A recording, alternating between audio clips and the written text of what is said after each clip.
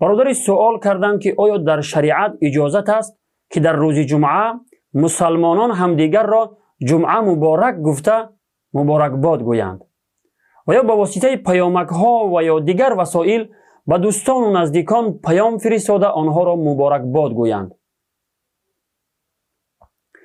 بنده در این مسئله به چند منبع و مراجع معتبر مذهب احناف مراجعت کردم. میخواهم خلاصه آن را برای شما بیان نمایم. طبق احادیث گوهربار نبوی روز جمعه روز عید است و فضیلت های بیشماری دارد، ولی از آن جهتی که در این روز تبریک و تهنئه گفتن از پیامبر خدا صلی الله علیه و سلم و صحابه و تابعین رضی الله عنهم و امامان چهار مذهب رحمهم الله که ثابت نیست، ترک آن بهتر است، یعنی نکردن آن بهتر است، چون که آنها از ما دیده شریعت را خوبتر میفهمیدند، از ما دیده بیشتر به کار خیر و ثواب حریص و شوقمند بودند. پس چرا آنها به روز جمعه یکدیگر را مبارکباد نمی گفتند و برای همدیگر جمعه مبارک نمی گفتند؟ ببینید علمای مذهب حنفی چی می فرمایند.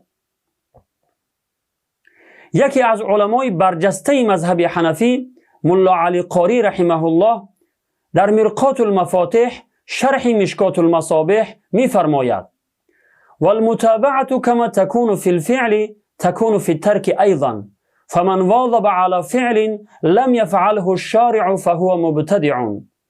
یعنی چطوری که در انجام کار پیروی لازم است، در ترک و نکردن کار نیز پیروی لازم است. پس شخصی که بر کار مواظبت کند، یعنی کاری را بر دوام انجام دهد که پیامبر خدا صلی الله علیه و سلم آن را نکرده باشد، مبتدع است، یعنی بدعت گذار است.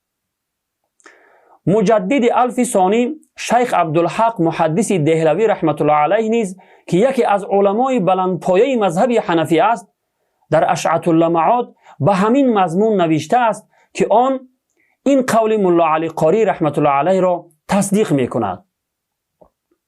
البته هستند نفرانی که تبریک گفتن روز جمعه را درست می دانند و از روی منبرها می گویند که جمعه مبارک گفتن سخن خوب است و پیامبر خدا صلی الله علیه و سلم به هر کار خوب مردم را تبریک می گفتند.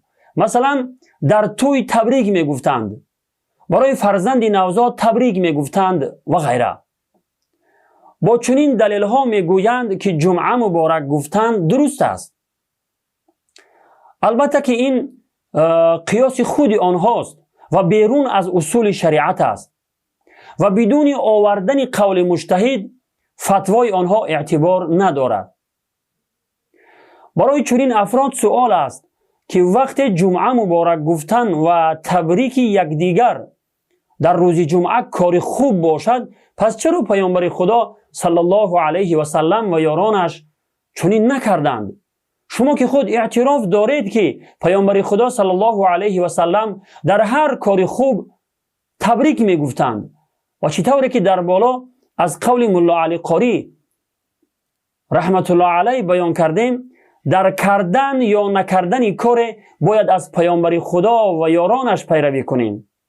هر کاری که آنها کردند انجام دهیم و هر کاری که انجام ندادند آن را ترک کنیم.